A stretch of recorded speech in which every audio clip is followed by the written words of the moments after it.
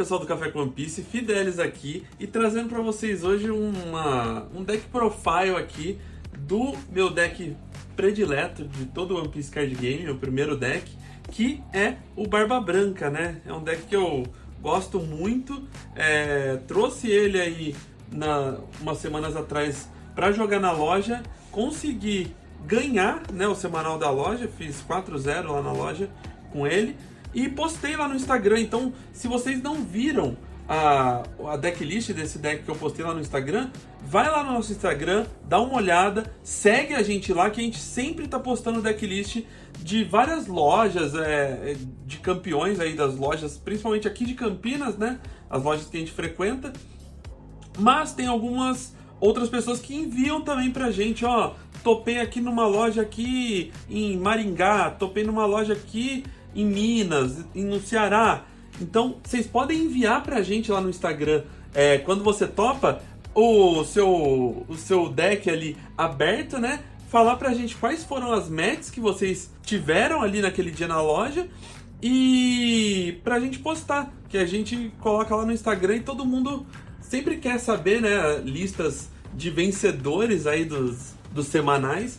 Então, vai lá no Instagram, segue a gente e bora aqui pro vídeo falar desse líder aqui da OP2, né? Um líder bem antigo aí, da segunda coleção do One Piece, e que é uma tristeza pra mim, mas com a rotação vindo aí pro One Piece, falta muito pouco tempo para ele rotacionar, né? Até agora não houve nada da Bandai falando aí sobre rotação dos líderes, mas até o momento a gente está assumindo que os líderes da OP4 para baixo, né, que tem a fruta número 1 ali embaixo do lado direito, né, embaixo, vão rotacionar. Então o Barba Branca é um desses líderes que não vai mais, você não vai mais poder jogar com ele no formato padrão ali do jogo. Então bora pro deck profile aqui dele. Então vou explicar um pouquinho mais ou menos como funciona e o que tem aqui nessa decklist. Então essa decklist contém aqui 4 Searchers, que são essas 4 Namis aqui, né? Então é uma Searcher de chapéu de palha. Então a gente tem muita carta de chapéu de palha aqui nesse deck, principalmente os 2K Counters e os eventos. Então a Nami vai ajudar a gente nisso aí no turno 1. A gente tem 4 Choppers, que é um chapéu de palha, e o blockerzinho ali, né? Que a gente usa de custo 1. Então a gente consegue descer outros personagens e fazer esse Chopper no campo, né? E defender a nossa vida com apenas um dom, né? 4 Shuraya, essa é uma carta aqui que não é tão utilizada em quase deck nenhum, mas agora, com esse meta aí dos líderes subindo para 6.000 de poder, 7.000 de poder, essa carta aqui, ó, ela se torna uma carta muito forte no meta atual, né? Que é uma carta de custo 3, ela tem 4.000 de poder, ela é um blocker, mas quando ela ataca, ela copia o poder do líder adversário até o final do turno dele. Então, até o começo do meu próximo turno, no caso, né? Então, por exemplo, se eu atacar com ele e eu estiver atacando um Luffy azul e roxo, por exemplo, né, o Snake Man, essa carta aqui, por 3 de custo, ela vai estar atacando 6. É um custo-benefício aí dela muito bom. E ela vai se manter com 6.000 de poder durante o turno do oponente também, né? Então até o começo do meu próximo turno. Então eu vou conseguir atacar com ela e ele vai ter que fazer um ataque de 6.000 ou mais para tentar tirar ela do campo. E quando ela bloqueia, a mesma coisa. Então, se um Luffy preto e roxo, por exemplo, que consegue subir ali o poder dele para 7.000, então ele te ataca e você tem esse Shuraya aqui no campo para bloquear. Então ele te ataca com 7, você vai fazer o bloco, o Shuraya vai subir para 7.000 e você consegue manter ele em campo ali usando um K-Counter apenas. Então é uma carta bem interessante aí, tanto para ataque quanto para defesa, né? Então 4 cópias dela aí no deck. Sanji, né? Esse Sanji aí que veio na OP10, que é uma carta meio que staple em quase todos os decks vermelhos, né?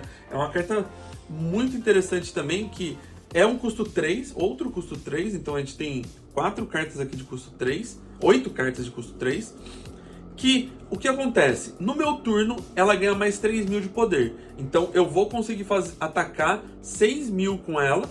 E quando ela toma KO, eu compro uma carta. Então eu consigo recompor ali a minha mão quando o meu oponente tirar ela do campo, né? Então não é só um ataque ali perdido, é um ataque e ela vai sair do campo e eu não ganho mais nada. Não, ela dá um custo-benefício ali pra mim ótimo de eu conseguir recompor a minha mão com esse draw, né?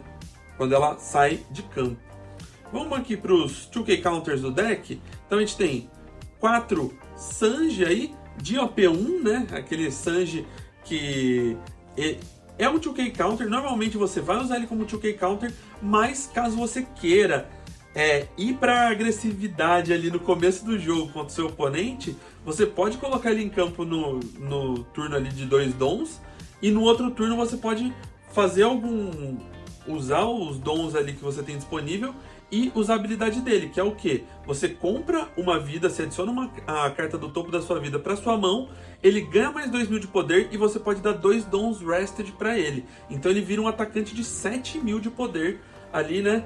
Com você comprando uma das suas vidas. Então é um custo 2, 7k que você vai conseguir atacar o adversário, além de ser um 2K counter, né?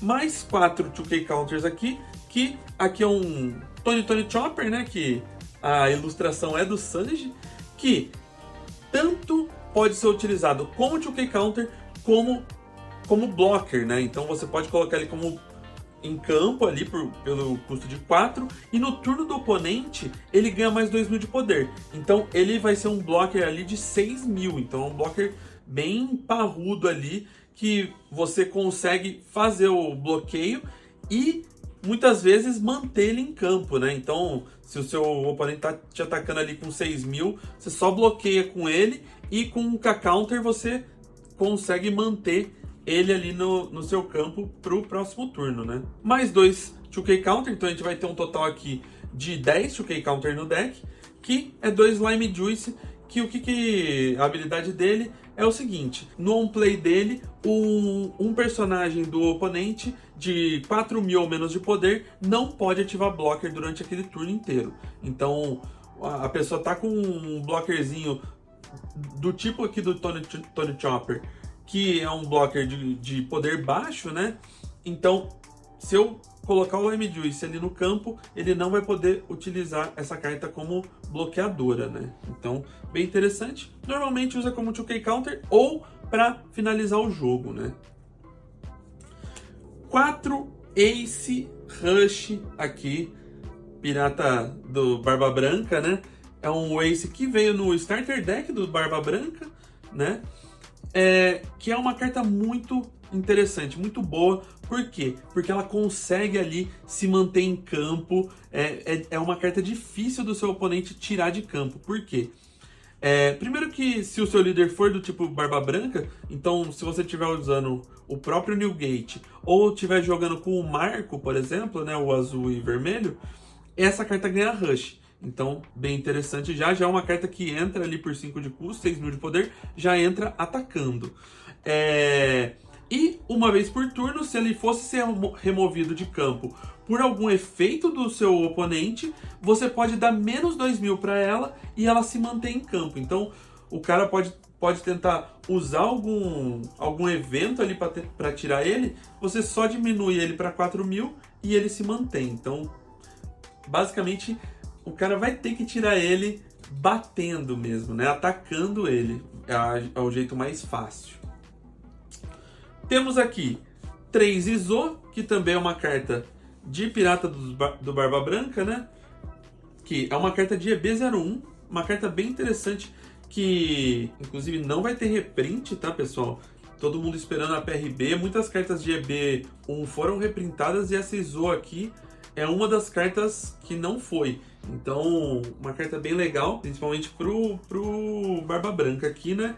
Que no on-play dela, ela é um custo 5, 7.000 de poder. No on-play dela, você dá um Dawn Rested pro seu líder ou para algum personagem. Então, ela basicamente conta como um custo 4, vamos colocar ali, né? Porque se você vai conseguir usar um Dawn Rested, você tá gastando apenas 4 ali, você vai ter mais 1000 de poder para atacar. E no turno do oponente, quando ele te atacar, uma vez por turno, eu posso trashar uma carta da minha mão e daí eu posso dar menos 2000 para um personagem ou líder do oponente durante todo o turno.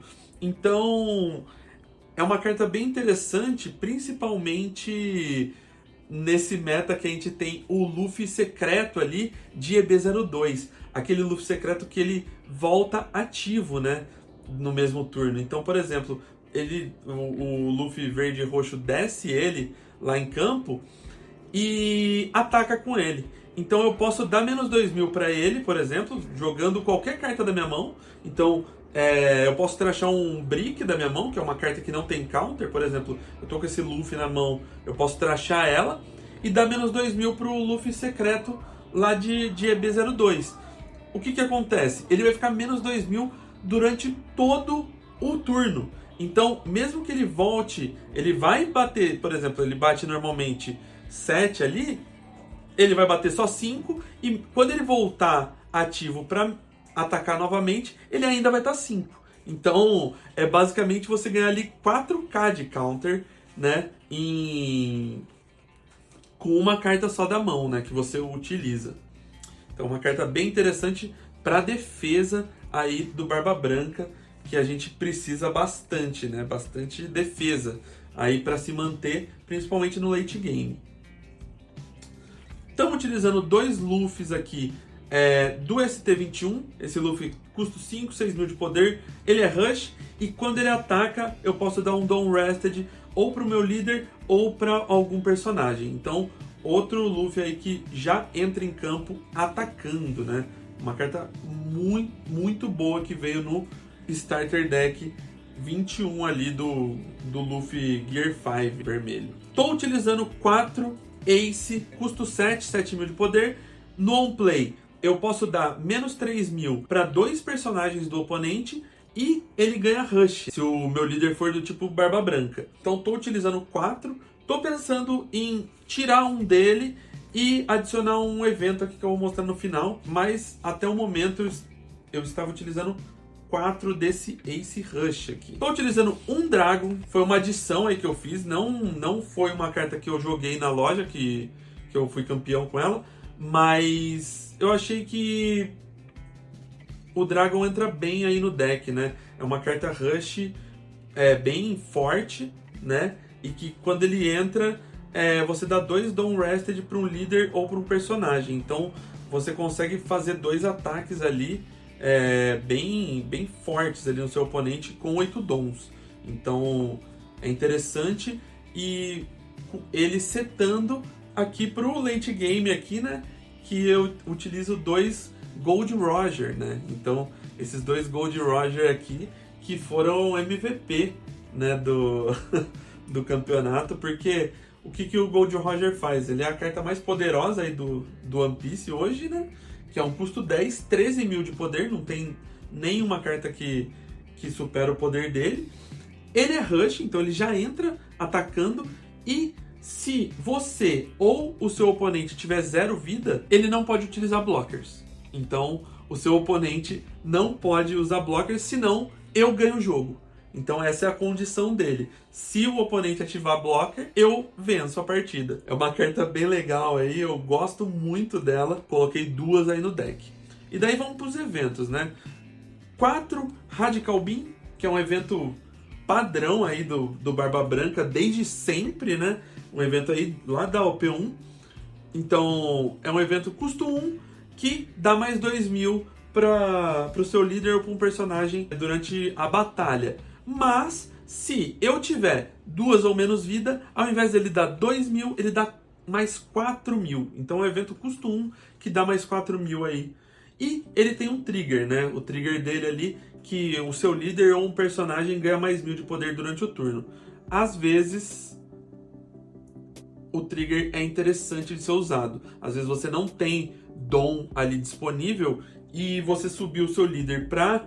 Eu subi o Barba Branca, por exemplo, para 7 mil de poder, pode salvar ali a minha vida mesmo eu sem dons disponíveis para usar o Radical Beam. Então não adianta, vamos supor que eu use um Dragon, gastei os meus 8 dons, e o cara tenta vir para ganhar o jogo de mim. E daí subindo o líder, se eu trigo isso aqui e subo o líder para 7.000, ele vai ter que gastar muito mais recurso para conseguir me dar o letal, né? Então, interessante o trigger situacional ali, mas interessante. 2 Bad Manners, que é o evento 0 aí do vermelho, né? Então você tracha custo 0, você tracha uma outra carta da sua mão e dá mais 3.000 para o seu líder ou para um personagem ali durante a batalha. E também tem o trigger que um do seu oponente, o líder do oponente ou um personagem dá menos 3.000 durante aquele turno para ele. Então, personagens que voltam ativos, principalmente aí, ó, a gente tem o Zoro, que tá vindo também na OP13, o Zoro verde. Então, bem interessante essas cartas que dão menos poder para o personagem ou líder e durante o turno inteiro, né? Então, personagens que batem 2 vezes, atacam 2 vezes durante o turno, é bem interessante. 2 Mole Pistol aqui. Esse é o evento que eu tô pensando em colocar 3, então eu trocaria um Ace por mais um Mole Pistol aqui, que é uma carta bem interessante, principalmente no meta, para lidar com a Sanji Pudding, né? Então o Luffy verde e roxo tem como a maior força ali do deck a Sanji Pudding, e essa carta com 4 dons você consegue retirá-la do campo. Não importa se ele subiu a Sanji Pudding para custo 7, aqui remove por poder. Então você dá menos 5.000 para um personagem durante esse turno, e daí, se eu tiver um personagem de 6.000 ou mais de poder na mesa, eu posso dar KO em um personagem do oponente de 2.000 de poder ou menos. Então, bem interessante. E o trigger dessa carta é ativar o efeito dela normal. Então, o trigger dela também é bem interessante ali. Vindo da vida, você consegue usar ela sem pagar o custo de 4, né? Então, bem legal. Então, esse é o deck aí do Barba Branca que eu montei. E é isso. Se você gostou aí desse vídeo, deixa o like, compartilha, comenta aí se você já jogou contra um Barba Branca, já jogou de Barba Branca, o que você acha do líder, e até a próxima.